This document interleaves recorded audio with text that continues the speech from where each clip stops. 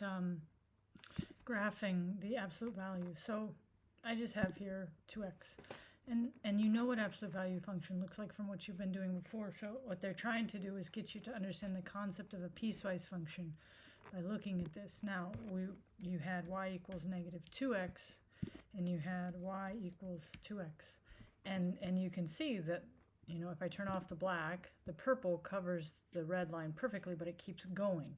And we don't really want it to keep going. And if I take off the purple and turn on the black, it does the same thing over here. So these two graphs, they don't work if you use the whole domain, right? If you use all x values, it doesn't work. So what they're telling you, and this is just Desmos's notation is using the bracket, is that I want to cover this red side when x is less than 0. So I'm going to say, okay, x is less than 0, and bracket, and now I got rid of this part down here, right? I don't have it.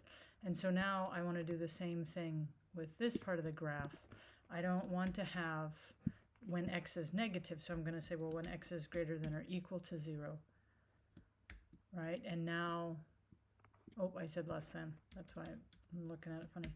Greater than or equal to 0. And now I have exactly the two, and I have two pieces. That's why it's called a piecewise function. So, and you're like, well, what's the use of this? There's not really that much use in this, but it's just introducing the concept of a piecewise function. So when I have a piecewise function, they're using that funny bracket, right? The one that looks like this when you're looking at it. Here, I can bring it up. It's in our discussion today. So they're using this big bracket to denote a piecewise function, and we read this as f of x, or y, equals 2x when x is greater than or equal to 0, and f of x equals negative 2x when x is less than 0. And it really wouldn't matter if you would say greater than or equal to 0 in either of those two places, as long as it's one and then the other, so that the function stops and starts. All right, so I hope that helps you. Let me know if not.